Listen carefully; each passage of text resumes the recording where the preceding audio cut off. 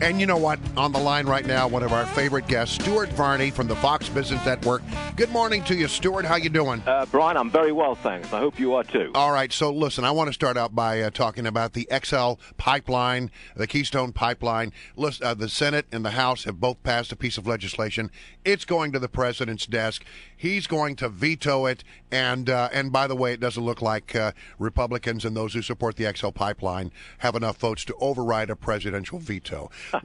Are you surprised by this? No, I'm not surprised by this. The president has dug in his heels on every single issue, the Keystone Pipeline included. I think he will veto it. I don't think Congress will be able to override it. It becomes a political issue for the next couple of years, same as it's been for the last 6 years. No change at all. This pipeline in the next 2 years is not going to be built.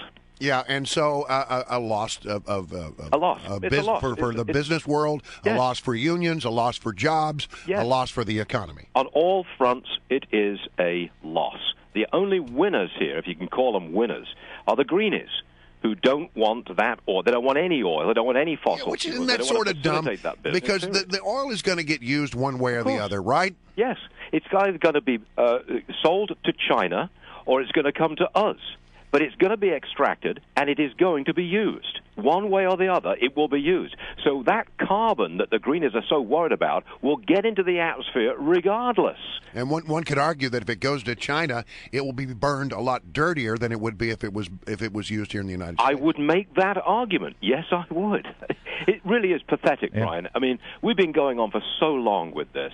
The country is overwhelmingly in favor of building this pipeline. Yep. But the president has dug in his heels. He wants the backing of those very wealthy greenies, and that's who he's going with. I think it's a loss for all of America. That's what I think. Stuart Varney, you're a man of the world. What do you mean by that? Israeli Prime Minister Bibi Netanyahu invited to speak before Congress without the president's permission. He's going to speak March 3rd, and this really has become quite a diplomatic vexing issue. A lot of people, some people you'd be surprised, come down on one side or the other. Where do you stand on this? Has it not become a racial issue? As I understand, yes. The Black Caucus in Congress is now saying that that Netanyahu is disrespecting President Obama. Don't diss our president. We're not going to be there. Yeah, they've injected the race card. Shocking to hear the Congressional Black Caucus do that. I think it's ridiculous, Larry. I'm sorry. I don't mean to be outspoken on this, but it's ridiculous. This is the guy who runs Israel coming to America to present his case about the negotiations with a bomb for Iran, and we're saying there's a racial issue here? Yeah. This is nonsense. And it degrades the debate. That's what it does. This is a debate about whether or not Iran should get a nuclear weapon. I think that is an enormous threat on the horizon for the whole world. We should not be debating that in racial terms. This is about whether they should get it or not. It's that simple, isn't it? Yes, it is. Well, listen, Stuart, did you win the Powerball? Are you ready to retire from broadcasting? $564 million.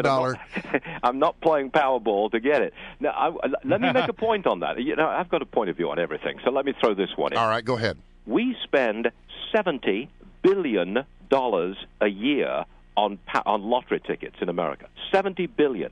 That is more than we spend on books, movies, sports tickets, and video games combined. Now, I think that is a rotten investment, because state governments keep about half of all the money that's pouring in with those tickets. And if you do win, that is income, and it is taxable. It is a rotten deal, but we're spending $70 billion a year on it. The most effective way of taxing poor people is legalized state-run lottery tickets. You know, I think you're right. I agree with you. I hesitate to point out that the program director of WMAL, Bill Hess, just showed me his 2 losing tickets from the Powerball. So thanks a lot, Stuart. You've made this rather uncomfortable for us now. Well, I'm very sorry, Bill, but it's still a rotten investment, and you shouldn't do it. So, Stuart, I would love for you. You just said you have an opinion on everything. So I'm going to throw one at. See, this was dangerous now, but I'm going to throw one at you. The Washington Post has a hit piece this morning on Scott Walker, the great governor of Wisconsin, who suddenly is leading a lot of polls for the presidential nomination for the Republicans. The headline is, as Scott Walker mulls White House bid, questions linger over college exit. The bottom line is he left college in his senior year. He didn't get his degree. He got a job at the Red Cross.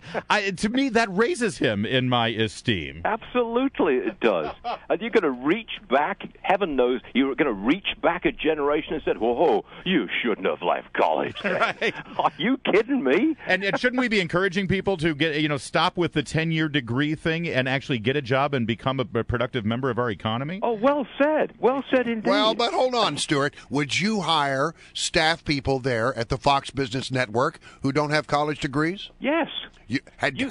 Show me somebody who's all right. So you got two equal candidates. One's got a college degree, one doesn't. I would look at that candidate.